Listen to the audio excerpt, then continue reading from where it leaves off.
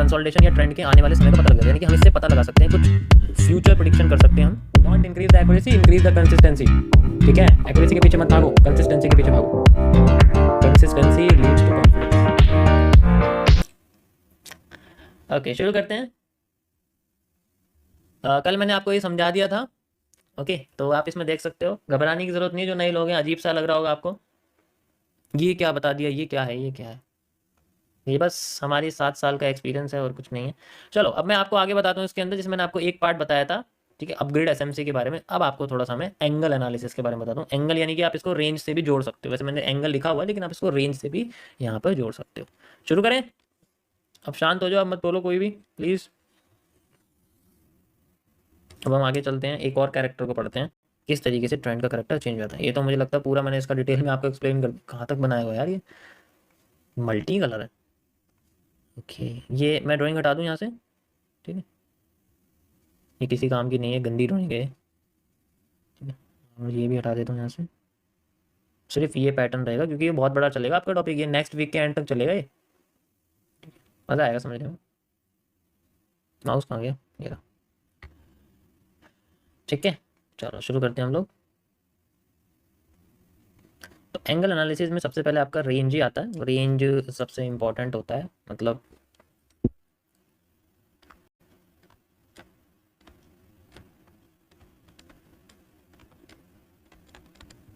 Range analysis.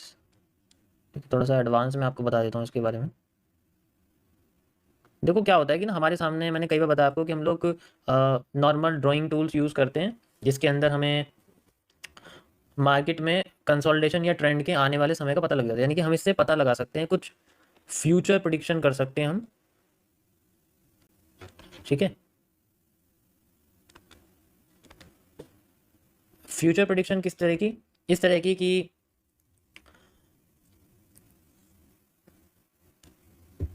जैसे हमारे पास कोई भी एक टाइम होता है, मतलब हम लोग क्या करते हैं रेंज के अंदर, हम लोग टाइम डिसाइड करते हैं बेसिकली। टाइम कैसे डिसाइड करते हैं कि देखो, मार्केट में दो चीज़ हो सकती है। सबसे पहले क्या हो सकती है, या तो मार्केट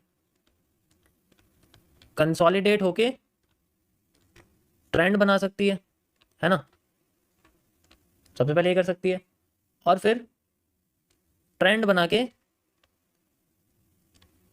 कंसोलिडेट कर सकती है। That's it.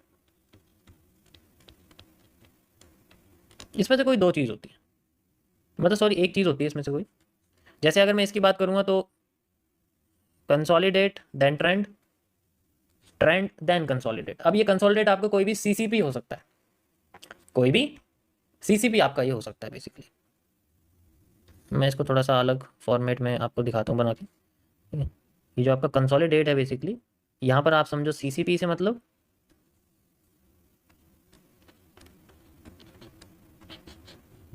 ठीक है, सीसीपी मतलब आप, अरे पेन कहाँ गया, गायब हो गया। सीसी मतलब आप लोग अच्छे से जानते हो, कॉम्प्लेक्स चार्ज पैटर्न्स।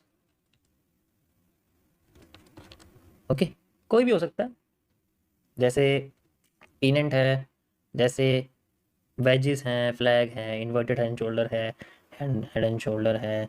ठीक है, अब फाइंड आउट कैसे करेंगे, ध्यान से समझना इसको। अब सारा का सारा खेल आता है यहाँ पर फाइंड आउट का। तो जो फाइंडिंग्स हैं हमारे पास, ये सारी चीज़ें डिपेंड करती हैं हाई ऑब्जर्वेशन के ऊपर। ठीक है, ये हाई ऑब्जर्वेशन स्किल्स के ऊपर डिपेंड करती हैं आपकी।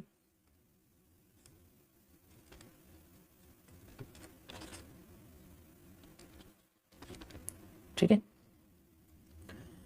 जैसे मार्केट आपकी इस तरीके से गई ऊपर, this is called a trend और मे बी मोमेंटम। या तो हम इसको ट्रेंड कह सकते हैं, ट्रेंड मतलब जिसमें मल्टी कलर कैंडल्स होती है, ग्रीन भी होती है, रेड भी होती है, ग्रीन भी, लेकिन मेजोरिटी ग्रीन की है, तो ये अप ट्रेंड होता है। या फिर मोमेंटम हो सकता है जिसमें एक ही कलर की कैंडल है, सिर्फ ग्रीन है, तो ग्रीन कलर की कैंडल है तो उसे मोमेंटम कहते हैं। होती डायरेक्शन बुलिश है, लेकिन दोनों के नाम अलग अलग होते हैं। अब यहाँ पर मार्केट क्या करती है, कंसोलिडेट करना शुरू करती है। मान लो कोई भी पैटर्न बना रही है, हमें नहीं पता मार्केट किस तरीके से आगे जाके फॉर्मेट करेगी, कब जाएगी आगे, हमें नहीं पता। उसके बाद मार्केट क्या करती है, नीचे गिर जाती है, ऐसे करके नीचे गिर जाती है, गिर गई नीचे। नीचे गिरने के बाद मार्केट फिर से कंसोलिडेट करती है, मान लो ये फिर से इसने कंसोलिडेट करा। अब हमें कब पता लगेगा कि ये कब उठेगी, इसका एक आइडिया हम लगा सकते हैं just because of the range analysis. जहां से इसका कंसोलिडेशन शुरू हुआ था, जहां तक इसका कंसोलिडेशन खत्म हुआ, ये पूरा का पूरा एक जोन होता है, इसे हम पूरे रेंज बोलते हैं। ठीक है, ये एक पूरी आपकी रेंज होती है। ठीक, this is called a range. और इसी रेंज से हम लोग फाइंड आउट करते हैं डायरेक्शनल जोन, जिसे आप लोग रेंज रिवर्सल भी कह सकते हो। आसान भाषा में इस लाइन का नाम मैं रखता हूं रेंज रिवर्सल।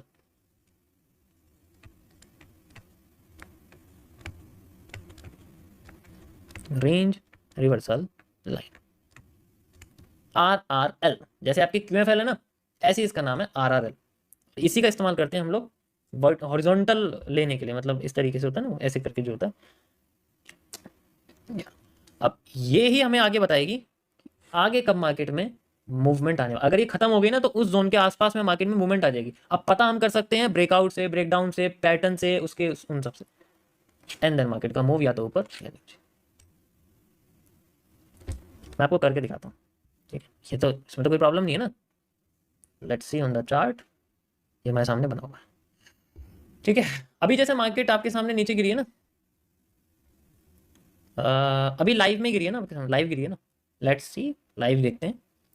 ओके, यहां पर आप देखो ये सेलिंग आई है मेरे पास, सेलिंग यहां तक आई है। The sell zone is up to this.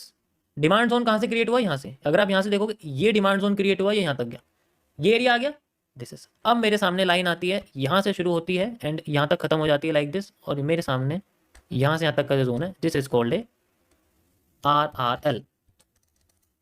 ठीक है, range reversal line. I will use this next supply, copy paste करी, सेम आई, सेम के बाद फिर कंसोलिडेशन हुआ। अब पता करना है इसका कंसोलिडेशन को, ये उठा के मैं इसको यहाँ लगा दूंगा and I have the move. और मार्केट ने करीब करीब आप देखो इसी जोन पे आके मार्केट ने, मैंने क्या बोला, जोन एक क्रिएट करेगी, जोन पे आते मार्केट हमें रिवर्सल देना शुरू कर देगी। बाकी हम लोग इसका एक फाइंड आउट कर सकते हैं कि मार्केट किस तरीके से रिवर्स कर रही है, कैसे कर रही है, वो सारी चीज़ें हम लोग CCPs के साथ इसे इंक्लूड कर सकते हैं। समझ में आया? ये तभी समझ में आएगा जब सप्लाई डिमांड अच्छे से मेजर करनी आ जाएगी। वैसे तो बेसिक है, इतना कुछ नहीं है, बट और दिखाता हूँ आपको। ठीक, और दिखाता हूँ, पीछे चलते हैं थोड़ा सा। ठीक, कहीं भी लगा लो इसको, उससे क्या फर्क पड़ रहा है, जितना ही बड़ा हो जितना ही छोटा हो। ओके, सो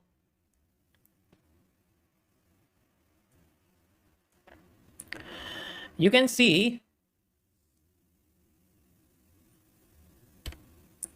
मैं आपको बार रिप्लाई करके दिखाता हूँ। ये जैसे मान लो यहाँ पर मार्केट ने हमें सप्लाई दी है। ठीक है, सप्लाई दिया तो डिमांड आनी चाहिए, यस डिमांड आनी चाहिए बिल्कुल। अब डिमांड कब आएगी, इसने पूरा लो तोड़ दिया इसका। ठीक है, लो तोड़ दिया, यहाँ पर आ गई है बिल्कुल। ठीक है, इस जगह पर आ गई है मार्केट, आप देख सकते हो ये करीब यहाँ पर आ गई। तो ये तो लो टूट गया, इस डिमांड की कोई जरूरत नहीं है, we will use this demand. Market यहाँ तक पहुँच गई।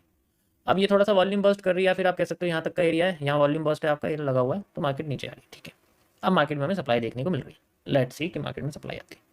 ठीक है, कोई प्रॉब्लम नहीं। अब सप्लाई जो आएगी, मैं डिमांड से पहले यानी कि इसकी रीसेंट सप्लाई लूंगा, यानी करीब यहाँ से लेकर यहाँ तक की सप्लाई लूंगा। ये मेरे सामने सप्लाई यहाँ पर आ जाएगी, लाइक दिस सप्लाई आ जाएगी। ठीक है, सप्लाई आने के बाद मार्केट में डिमांड चाहिए, यू कैन सी सप्लाई आ गई है, अब डिमांड आ रही है यहाँ पर। अब यहाँ जो मेरे सामने डिमांड है बेसिकली, जो यहाँ यूज हो रही है, मेरे सामने डिमांड आनी चाहिए यहाँ से।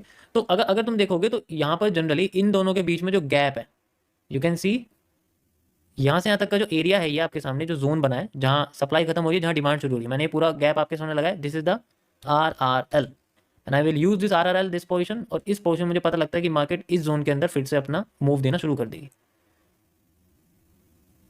And I have a move this point.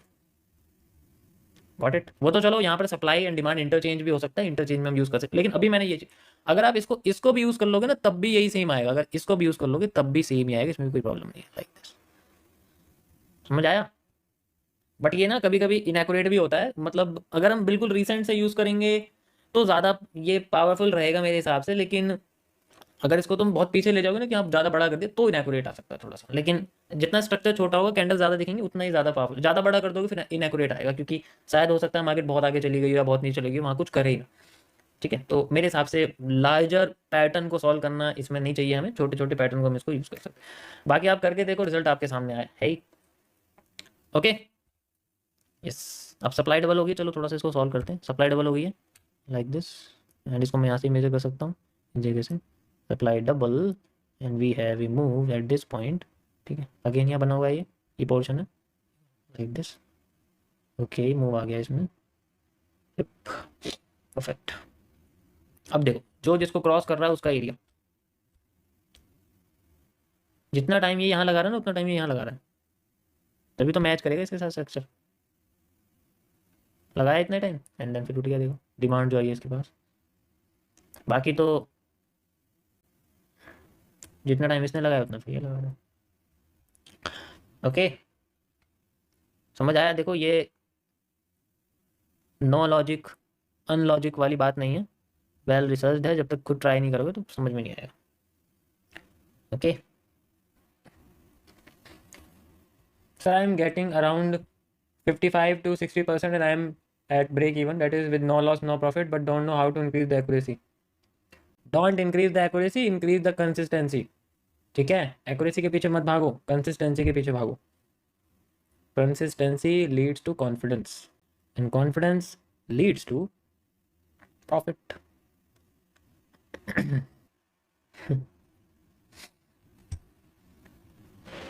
जब तक गाड़ी के फंक्शन नहीं पता ना, तो उसे बैठ के ड्राइव मत करो।